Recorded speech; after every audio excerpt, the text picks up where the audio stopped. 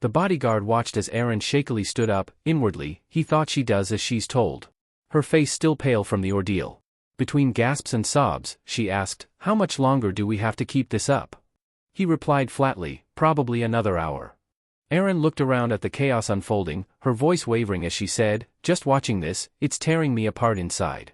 I don't get why they're all so determined to kill each other." Inwardly, the bodyguard couldn't help but think she's so weak. Always has been, a delicate flower completely sheltered from reality. Out loud, he told her, "If you're that tired, take a break. You've already killed 50 people, so that should be enough to put you on the leaderboard. Leave the rest to me." Aaron nodded, grateful. "Thank you, for everything." But in his mind, the bodyguard smirked. "I should be thanking you. I've been carrying her the entire time, but now I don't have to hold her hand anymore. I can finally focus on myself." Earlier, he had deliberately injured people and let Aaron finish them off so she could rack up kills. But now, with her taken care of, it was his turn to cut loose and rack up his own kills. With only 10 minutes left in the round, he was eager to make his move. Meanwhile, Ryu continued his slaughter, a blur on the battlefield.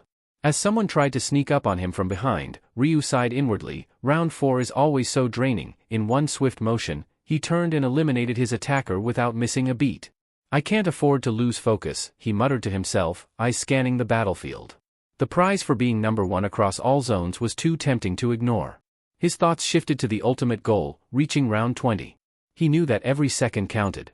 No telling how strong the final boss will be, Ryu thought as he darted toward another group of players. "I have to get as powerful as possible before that moment comes." As Ryu cut down one of the 2 fleeing players, the other continued to run, shouting in fear that Black Scythe was after him.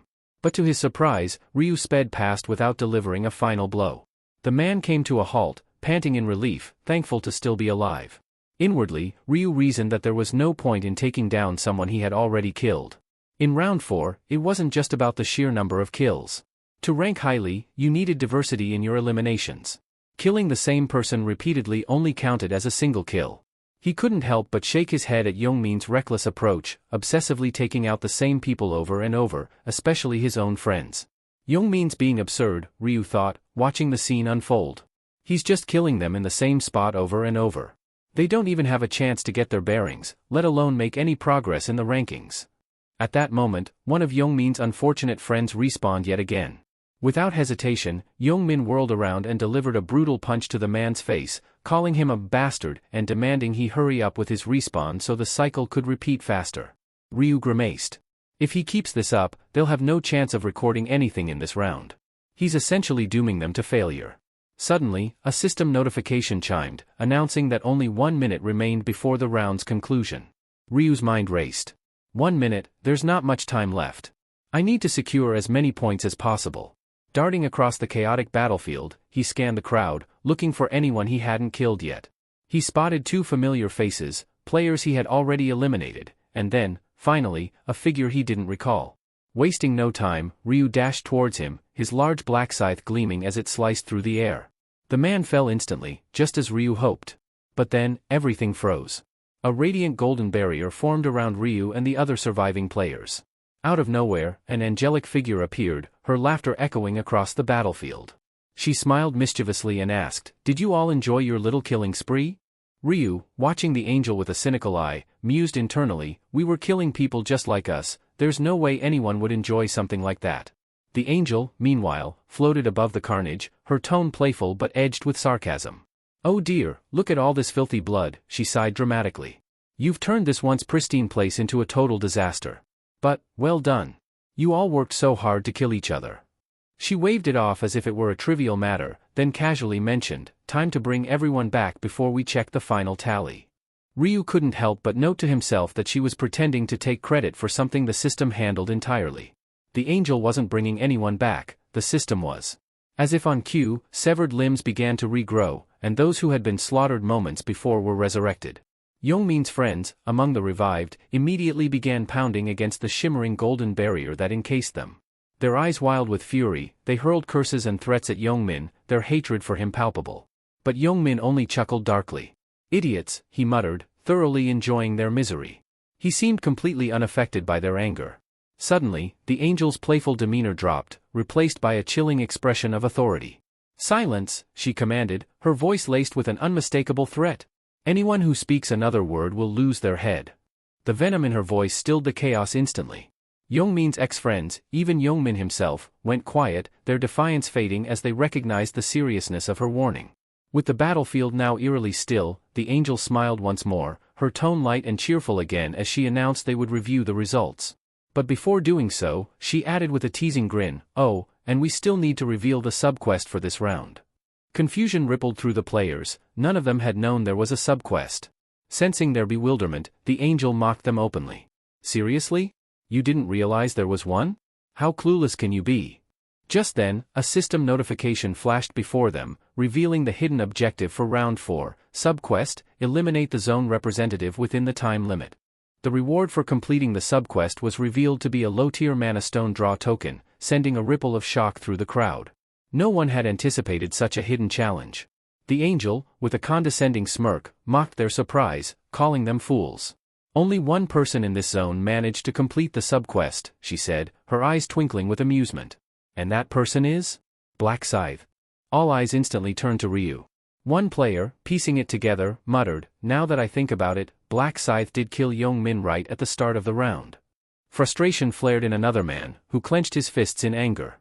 He cursed silently, bitterly realizing that becoming the zone representative had been a significant advantage. "If I'd known, I would have killed Youngmin myself," he fumed, inwardly raging over the missed opportunity. Meanwhile, Youngmin, his face ashen, replayed the moment in his mind. "I was killed by Black Scythe." Checking his status window, he grimaced. The temporary command tokens he'd held as zone representative were gone. His mind flashed back to when Ryu had told him he would help him avoid being a target. Now, it was clear, Ryu had simply wanted to strip him of the zone representative title for himself. The angel's voice snapped him out of his thoughts. "All right, now let's check the final scores," she started, but then paused, her eyes gleaming mischievously. "But first, you're probably wondering how these rankings were determined." The crowd stirred nervously. The angel explained, "The rankings are based on the order in which you eliminated unique individuals. Killing the same person over and over doesn't boost your score. It only counts as one kill." A murmur of shock spread through the players as they digested the revelation. It wasn't just about racking up as many kills as possible, they needed to be strategic. The angel, noticing their disbelief, chuckled, clearly enjoying their discomfort. "What, did you think it was that easy?" she scolded, snapping her fingers. "Let's see the results, shall we?" Suddenly, the results of Round 4 flashed across the screen. Ryu, or Black Scythe, stood at the top with an astounding 722 kills across all zones. In second place was Stupid Idiot, trailing with 521 kills, while Heavenly Demon took third with 433. Within Ryu's own zone, he maintained first place as well, with Cute Baby Bird securing second with 211 kills, and the Bodyguard following closely at third with 209 kills. The angel, still sporting her signature grin, remarked, "Well, it seems Black Scythe claims first place again." Ryu stood there, arms crossed, his expression calm and unaffected. Inwardly, he knew the truth, it was only natural that he dominated. The celestial being smiled, commenting on the astounding feat he had achieved, eliminating 70% of the total players, which numbered around 1,000. It was a feat that left the crowd in disbelief. They struggled to wrap their minds around how one individual could take out over 700 players on his own. "An incredible achievement," the angel said, her tone a mix of awe and amusement. "Surely, a reward is in order." Almost on cue, a system notification appeared, congratulating Ryu on securing the top spot in his zone. Another message followed shortly, declaring him the highest-ranked player across all zones. For being the top player in his zone, Ryu was awarded an intermediate-grade rare armor selection coupon. As the notification for his all-zone victory popped up, he was gifted an intermediate-rank special reward selection box. Ryu, inwardly calm and focused, saw the value in the rare armor coupon. It was the perfect opportunity to upgrade his gear and prepare for what lay ahead. The round might have ended, but Ryu knew this was just the beginning. The system presented Ryu with 3 armor options: polished bronze armor, a blood-red assassin suit, or the robe of darkness. After considering his choices, Ryu selected the blood-red assassin suit, drawn to its versatility and agility. Classified as rare armor, it boasted 60 defense points, along with a +4 boost to agility, a 5% increase in both attack speed and movement speed, and a durability rating of 600. Only those ranked regular or above could wear it. This crimson suit, rumored to have once belonged to a notorious assassin, carried with it the faint scent of blood. With that decision made, Ryu turned to his special reward selection. His options were a temporary 50% stat boost, usable until the end of round 5, 5,000 gold, or critical information about round 5. Knowing that the upcoming round had a difficult subquest but also an attractive reward, Ryu opted for the stat boost, confident it would help him push through the challenges. The angel, hovering nearby, interrupted the moment. "I trust you've all reviewed your rankings by now," she said with a playful grin. She revealed that those ranked 521st and lower in the zone would face elimination. Her smile twisted into something darker as she raised a hand to her face and announced the beginning of the annihilation. Immediately, a golden aura surrounded several players, inducing waves of panic and fear. Realizing their fate, the unlucky ones below the cutoff began to plead desperately with the angel, their voices filled with terror. "Please! It can't be permanent death this time, right?" they cried out, begging for another chance. Their pleas fell on deaf ears as the angel watched with detached amusement. Youngmin stood nearby, watching the scene unfold. He glanced at his former friends disappearing one by one and inwardly sighed with relief, relieved to have survived the cutoff. A sly grin crept across his face. Arin, on the other hand, clenched her fists and tried to block out the cries, unwilling to let the horror of the situation sink in.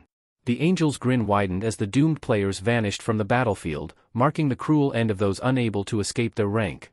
Meanwhile, Ryu remained indifferent to the cries of the eliminated, his mind accustomed to such scenes after experiencing the day's events multiple times due to his regressions. The screams eventually died down, and with them, he opened his eyes as the final notification for round 4 appeared. It announced the conclusion of the round, stating that across all zones, a total of 90,953,209 survivors remained, with 521 survivors in his particular zone. The system then reassured them that their souls would soon return to their bodies in their original dimension. A message followed, revealing that round 5 would begin at midnight on May 1, 2023. With a final, "See you in the next round," the system congratulated them on surviving. In the real world, specifically inside the luxurious Imperial Hotel, the bodyguard hurried through the hallways, bursting into Gianrock's room. "Sir," he called urgently. Gianrock, roused from his rest, glanced at the bodyguard, surprised by his sudden intrusion. "Why are you here?" he asked, slightly confused. "I don't recall summoning you." The bodyguard, still slightly out of breath, explained, "I couldn't reach you, sir. I feared something might have happened, so I decided to check in on you." With a composed smile, Gianrock responded, "As if something could happen to me." His voice carried a hint of amusement as he continued, "Did you really think I'd die in round 4? Didn't you see the results?" The bodyguard nodded. "Yes, sir, I saw you ranked 3rd. Despite this, concern lingered in his tone. "It was an intense round, though." Gianrock reclined, rubbing his temples. "I collapsed from mental fatigue the moment I got back here," he admitted. "Round 4 was brutal." The bodyguard agreed, recalling the carnage. "It was. Over 90 million people were killed." Gianrock scoffed lightly. "And that's not even counting the repeated deaths. If you did, the number would be much higher." Gianrock, reflecting on his consistent top 3 performances, found his thoughts drifting to Black Scythe. The sheer gap between Black Scythe's score and the rest left him pondering if this figure was even human. "Could someone like that really be just another player?" he muttered, half to himself. The bodyguard, standing nearby, offered a theory. "He might be an active-duty Special Forces operative. That level of skill isn't something you see from a regular person." Remaining silent, Gianrock's admiration for Black Scythe only deepened. The more he thought about him, the more fascinated he became. Black Scythe's identity didn't matter, what was important was that Gianrock saw him as someone worth allying with. He mentally noted to consult a seer later about Black Scythe's true nature. Changing the subject, the bodyguard remarked on how eerily accurate the seer's predictions had been for round 4. Initially skeptical, he admitted he only began to believe when he witnessed the chaos firsthand. Gianrock nodded in agreement, a flashback filling his mind. He recalled when Ryu had warned them, saying, "Round 4 won't be about hunting monsters. It's going to be a slaughter, a massacre among players." When Gianrock had asked for clarification, Ryu explained it was a fight to the death between competitors, urging them to stay sharp. The bodyguard snapped him out of his reverie with another question. "What's our next move?" he asked. Gianrock, slightly confused, sought clarification. "What exactly are you asking?"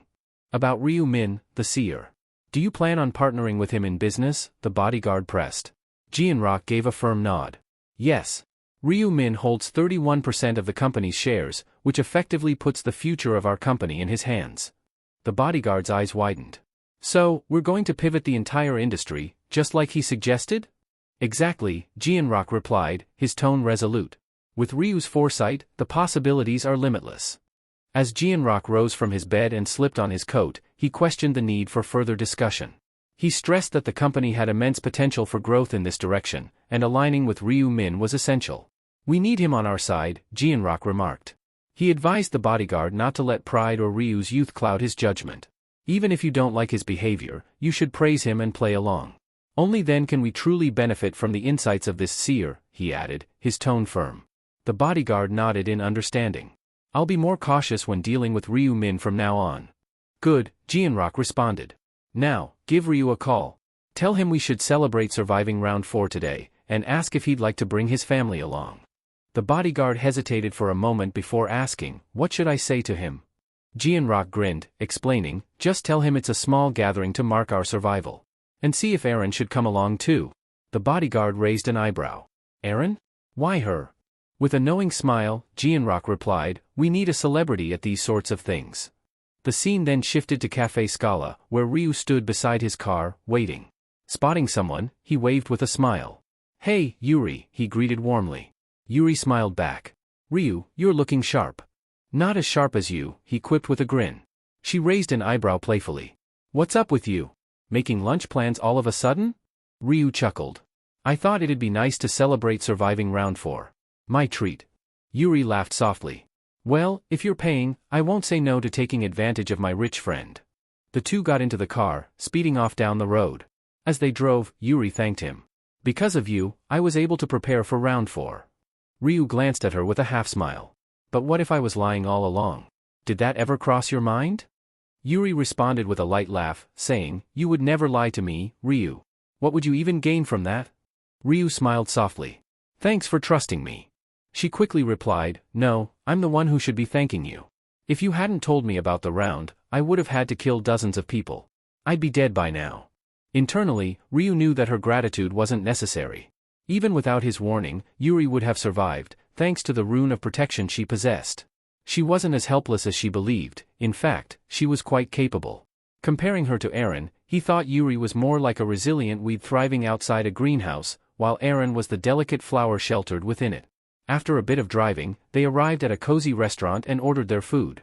Enjoy, Ryu said casually. Thanks. Bon appetit, Yuri replied with a polite smile. Ryu couldn't help but notice how often she expressed gratitude, and he found himself wondering why she felt the need to thank him so much. Meanwhile, Yuri's mind was elsewhere, haunted by darker thoughts. As she sat there, the weight of her actions gnawed at her. She questioned whether someone like her, a murderer, deserved to sit and enjoy a meal so calmly. Though she had come because Ryu invited her, this peaceful moment felt wrong. Noticing her silence, Ryu glanced at her. Why aren't you eating? He asked, sensing her unease. He could tell that the guilt of taking lives was still weighing heavily on her. Yuri hesitated before responding. I just don't feel too well, she muttered, clearly struggling to shake the remorse. Is it because of what happened during the round? Ryu asked gently. You shouldn't blame yourself. You did what you had to in order to survive, just like everyone else. He tried to reassure her, knowing that she wasn't the only one wrestling with the burden of killing to stay alive. Still looking down with a sorrowful expression, Yuri said quietly, but I killed them. Ryu leaned in, his tone firm but understanding. That's enough, Yuri. What if something like that happens again in the future? Will you just stand by and let it happen? He then shared his own fears, revealing that he worried for his family every time he entered a round. My brother cried when I woke up, you know. He was relieved I survived, Ryu said softly. We all have people waiting for us out there. We can't let guilt keep us from doing what we need to do. As Yuri listened to Ryu, something clicked within her. The thought of her father, how devastated he would be if she didn't make it out, suddenly struck her. She looked at Ryu. You know, I used to forget about my own family, Yuri admitted with a soft chuckle. But thinking of them is probably what's kept me going all this time. Her expression softened as she said, Thank you, Ryu. For comforting me. Don't mention it, he replied with a smile. Now, come on, dig in before the food gets cold. She took a bite, savoring the flavor. Wow, this is really good, she said, feeling a sense of relief wash over her. I think all that stress from round 4 is finally melting away. Ryu smiled, pleased to see her spirits lifting. I'm glad you like it. But really, you should thank the chef, not me. Yuri chuckled lightly. Thanks for the food, Min. Ryu blinked, slightly surprised. That's the first time you've called me by just my first name, he noted with amusement. She hesitated, then asked, is it all right if I keep calling you that? Of course, he answered warmly. I don't mind at all. As they continued eating, Ryu observed that Yuri seemed to be feeling much better. Deciding it was the right moment, he leaned back and got to the real reason he had called her. Actually, I wanted to share something important with you about round 5. Yuri paused mid-bite, her expression shifting to one of shock. Wait, do you know what's going to happen in round 5? She asked, her voice full of surprise. Ryu nodded. Yeah. I've seen the future. Round 5 is going to be the toughest one yet.